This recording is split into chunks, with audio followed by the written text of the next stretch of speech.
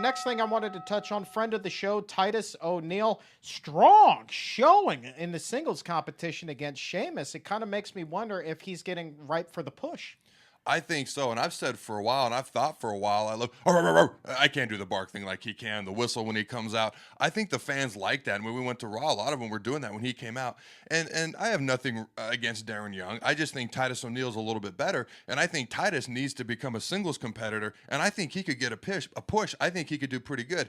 I love the fact that he's been on our show. Everyone who comes on our show seems to just automatically get a push, and all of a sudden they do a lot better. But in all honesty, I've been a fan of his for a while, and I was glad to see him get that push. And I like the fact that there was even a little editing during his promo. Yeah, I love the because fact he may or may not have, said a word with an F at the beginning. No, well, you know what? I dug it. Live and learn. If you're gonna get the push, you're gonna have to learn how to work not blue, and so just clean it up a little bit. But I liked it. I liked the attitude. They should have just had the beep instead of just making it silent. They should have just really brought that out. Yeah, USA Network made it censors. even a bigger deal.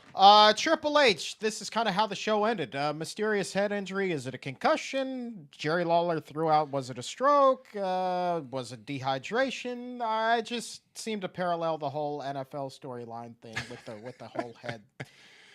I'm just saying. I wasn't a fan of this ending. I mean, if basically he's going to be gone for a while now, and this is the reason why they didn't have to make it the main event of Raw. I didn't really, I don't know what's wrong with him, but basically he's going to be gone for a couple of months, and this is why. And then the biggest thing that happened on Monday Night Raw, Paul Heyman's third client is introduced.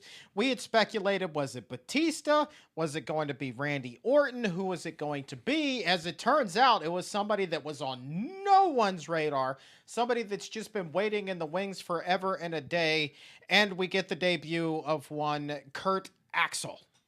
Curtis Axel. Well, you go formal. He and I are on a tight basis like that, so I call him. That's my boy Kurt. The mini Matt Morgan.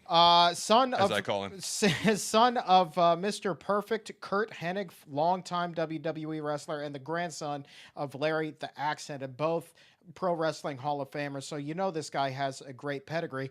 So my question is, with Triple H out of the way, who's his first program going to be against? Do you think? I don't know who it's going to be against. I was talking to Adam Geddes, one of my teammates, a big fan of the show, our show, and WWE.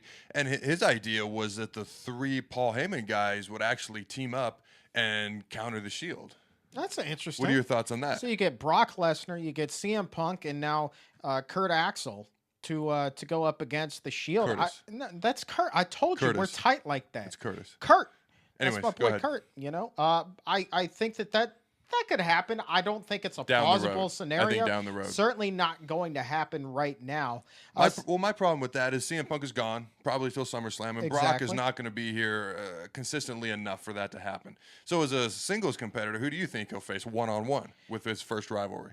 I have no idea, honestly. I mean, the slate is completely wiped clean for him at this point. Triple H is out of the way. He's got nobody that he's been feuding with. I think that all of that will be unveiled this coming Monday on Raw. The bigger question for me, though, is overall, Adam, is Curtis Axel a guy that's going to work out for WWE, or is he going to be another one of those guys that they introduce and then within a month, 2 months, 3 months even, they fall by the wayside?